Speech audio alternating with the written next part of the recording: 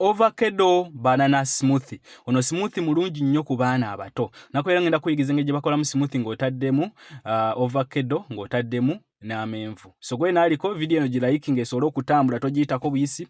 Kwata osubscribe nga gwe guba gwe mulungi gwo ogusoose n'akadde katandingeko ono osobola nga ofuna recipe za buli kanaku. So tugenda kwetaaga avocado waffe ng'ayengedde bulungi, then tugenda kwetaaga n'amenvu gaffe yellow bananas, then we tumaliza tugenda kwetaaga plain yogurt oba vanilla yogurt, then tugenda kwetaaga sukaali oba omubisi ekimu ku kyo ky'okozesa. Tugenda kwetaaga amata agannyogoga. Amata gano bw'oba oguze mapime sooka ogafumbeko ogaleke gakuulinge, then olyoke ogateeke mu fridge gannyogoge. Bw'oba oguze gali packed is fine.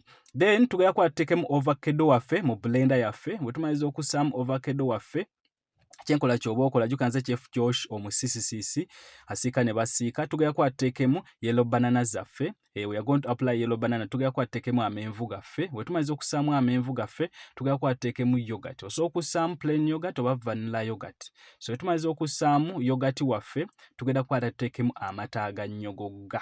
Amata bw'oba oguze gano agali packed obulungi ge weekakasa gateeke buteesi mu fridge gannyogoge. Then omaliza kwata oblendinge,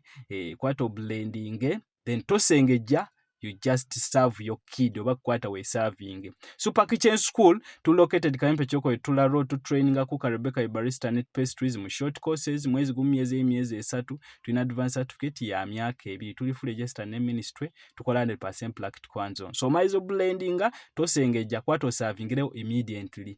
Yeah, nze Chef Josh Omusiisisiisi. See you.